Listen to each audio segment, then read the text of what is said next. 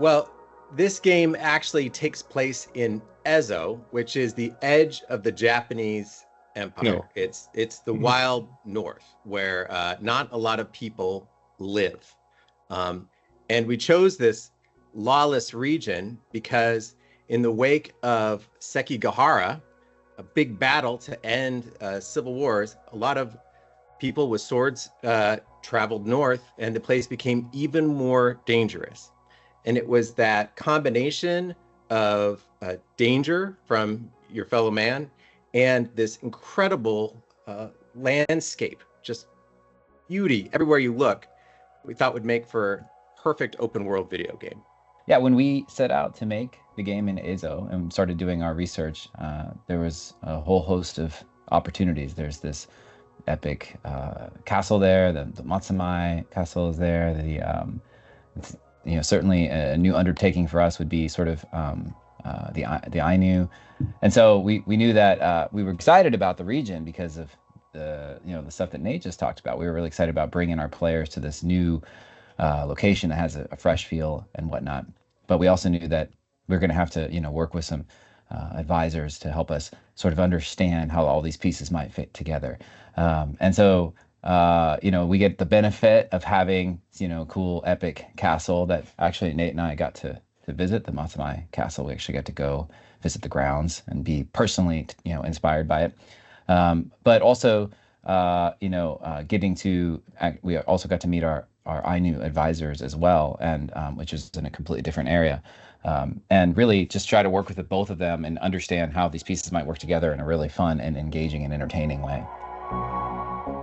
Well, I think the biggest way that you'll see it in the game is without really revealing too much about the story is you'll be able to explore this massive lands of Ezo, hunting down the Yōtei 6, and the samurai are there and they play a role, as well as the Ainu inhabitants. They play a part as well. But the story is primarily centrally focused on Atsu's journey of vengeance inside of this massive landscape. We absolutely chose this time in history because it is such an interesting moment in feudal Japan.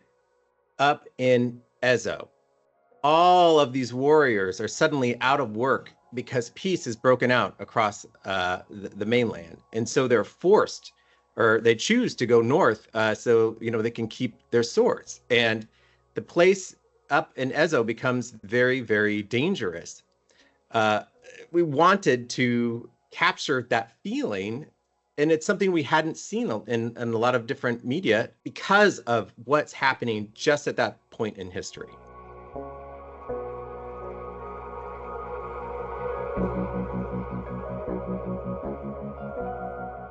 And it kind of bothered me.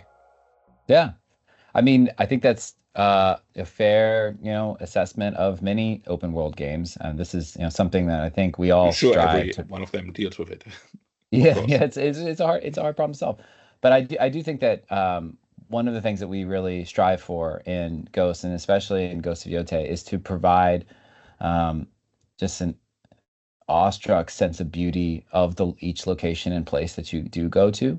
And it's something that we feel very strongly is part of the Ghost ethos. And I do know that our team has worked really hard in making sure that when you go to a new location or go to or find somebody camping out in the woods, that there is a unique and bespoke feeling each time. We do spend a lot of time in making sure that as much as possible we can deliver fresh new experiences while you're traveling this vast landscape. That's definitely a goal of ours for sure. Yeah, I think I think riding around our game is stunning. It's especially in this game we have a crazy vast sightlines where we've improved the sort of sightlines and how just the general vastness of this place, and you're hunting for these Yōtei 6. And it's kind of exciting to be just riding around the world and running into bespoke travelers and having interesting encounters with them that's different than the last one, that's different than the last one, that's different than the last one. I'm quite proud of the team's efforts here.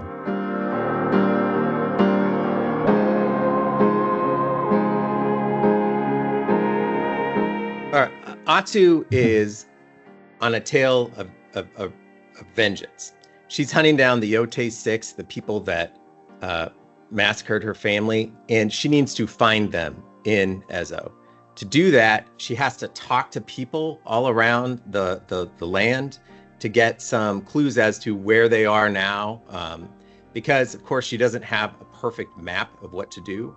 So like any human being, if you get lost, you ask for directions, you get tips on where they might be and what, you know, their kind of interests are. It's very organic, it's very real. It's just how real people operate. It's certainly how people operated back in 1603, where you just had to learn to talk to people in order to find your way around and hear rumors about other things going on in the world. We're really proud of the clue system because it is a just very human way to get information, and it replaces kind of a more static just list of to-dos, which we think are not that great in open world games. We wanted people to feel immersed in the land of Ezo, and part of that is social immersion, feeling like you're talking to people, getting to know them, and they're helping you out.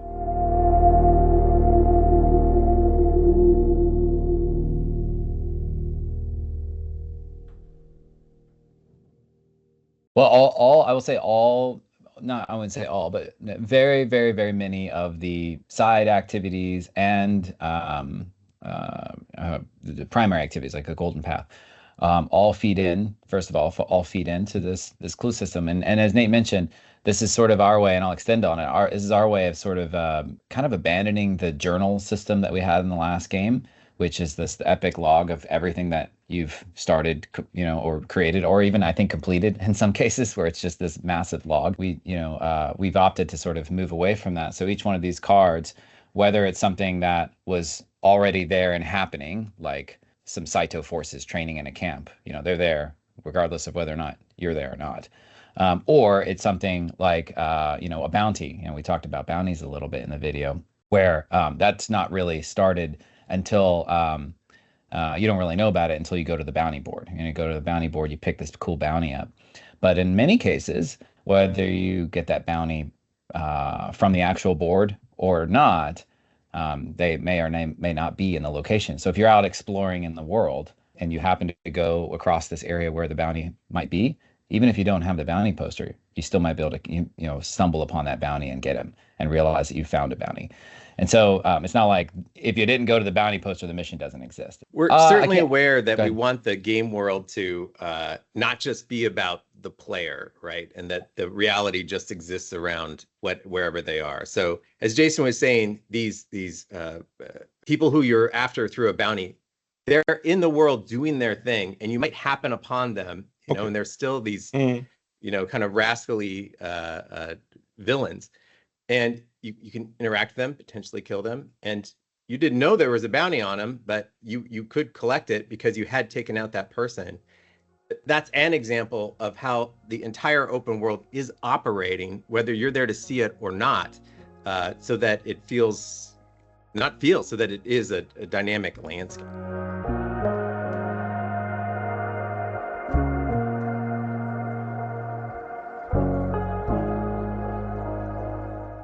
We loved the way Ghost of Tsushima's combat captured that feeling of lethal precision you see in classic samurai films.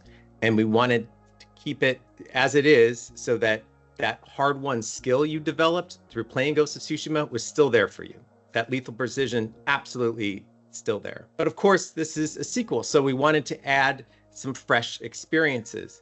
So we've mixed in what we like to think of as improvisational combat abilities.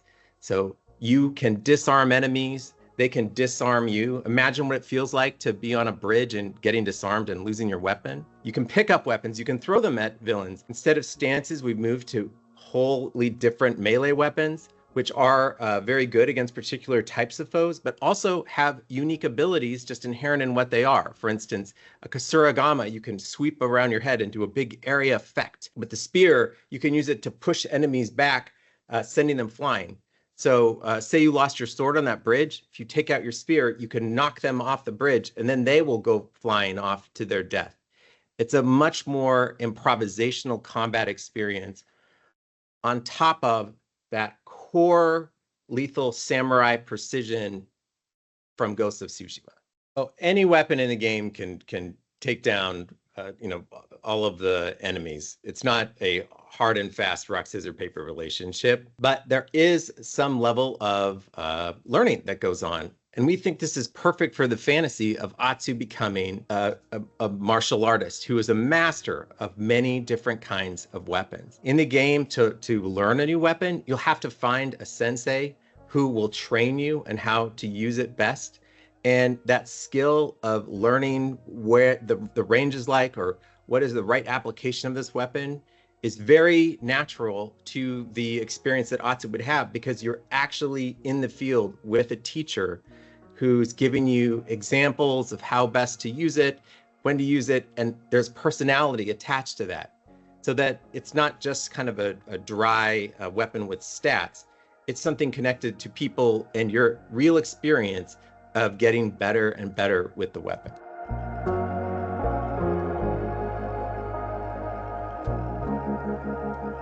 So in Ghost of Yotei, Atsu is not an honor-bound samurai. She is absolutely willing to sneak up on an enemy and stab him in the back. We want to make sure that that part of the game, also in Ghost of Tsushima, is here in Yotei. However, the ways that she can sneak up on people and take them out have broadened.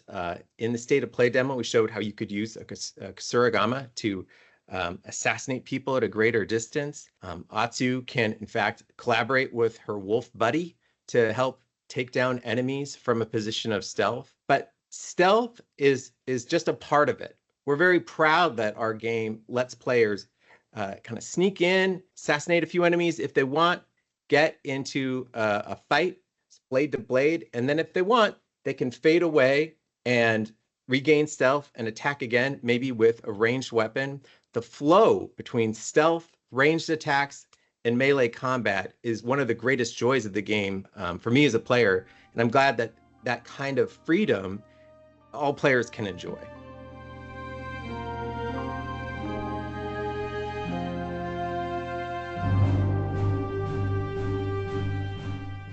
Oh, without a doubt, combat is the number one thing we try to make as perfect as possible in that relationship between stealth and combat. I got to give it to melee combat because it's the heart of the fantasy. When you think about being in feudal Japan, the first thing you picture is having a katana on your hip, drawing it out, feeling the weight in your hands, and you want to use it expertly. We know that this is the center of the fantasy, and so it's where we start. We want to make sure that experience is as perfect as possible for players. And then the things around it are used to help support that core experience of wielding a katana. They're there, and I love to use ranged weapons personally. I know that's my preference, but melee is the thing that really defines people's fantasies of the time.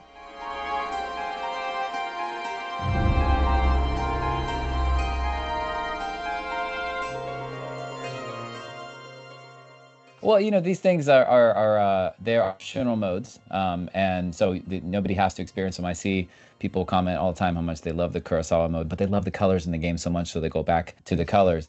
And to us, we have found that the amount of inspiration that we have pulled from, you know, Akira Kurosawa films, or Takashi Miike's 13 Assassins, which that's like core Ghost of Tsushima, Ghost of Yotei reference. Like, you know, oh my gosh, like that developing, spending a pretty small amount of resources and a really good relationship with these directors and being able to reach out to them and have them contribute to something that we love so much, our Ghost games, and our certain fans. Some fans might not be into it, but some fans just adore it and love it. It's really about just fanfare for those particular people that might love 13 Assassins as much as we do, or might love, Watanabe as much as we do.